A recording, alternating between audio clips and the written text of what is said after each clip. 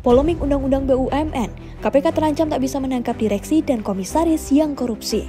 Ini lantaran dalam Undang-Undang Nomor 1 Tahun 2025 tentang BUMN, direksi dan komisaris disebut bukan merupakan penyelenggara negara. Persisnya ada di Pasal 3X Ayat 1 dan Pasal 9G. Pasal-pasal itu kontradiktif dengan Undang-Undang Nomor 19 Tahun 2019 yang mengatur KPK hanya berwenang menangani korupsi yang melibatkan penyelenggara negara. Artinya, KPK terancam nggak bisa lagi campur tangan dalam menegakkan hukum jika terjadi korupsi di BUMN.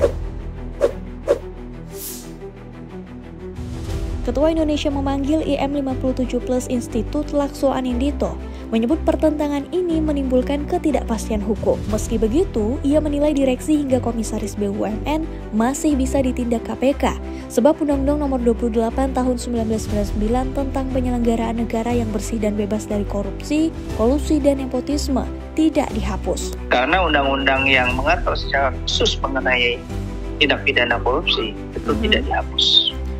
Artinya KPK masih mempunyai wewenang. Cuma pertanyaannya selanjutnya adalah apakah KPK berani atau tidak untuk tetap menjalankan aturan di mana masih adanya aturan yang secara tegas mengatur bahwa direksi BUMN adalah penyelenggara negara.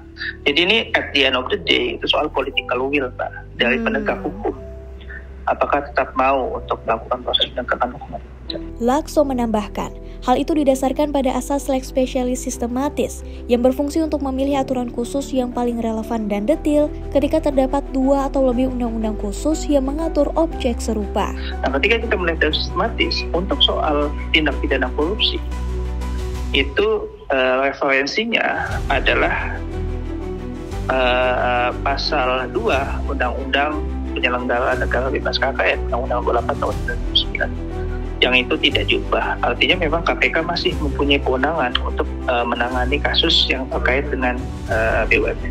Mengenai hal ini, KPK mengaku tengah mengkajinya dan membandingkan dengan peraturan-peraturan lain yang sudah berlaku di tanah air. Adapun menurut temuan Indonesia Corruption Watch atau ICW, kasus korupsi di lingkungan BUMN yang disidik aparat penegak hukum mencapai 119 kasus dengan 340 tersangka pada periode 2016 hingga 2021. Sementara itu, kasus-kasus korupsi BUMN yang ditangani KPK diantaranya dugaan korupsi di Lembaga Pembiayaan Ekspor Indonesia atau LPEI, PT Taspen, PT Perusahaan Gas Negara, PT Telkom Indonesia, hingga PT ASDP Indonesia Ferry.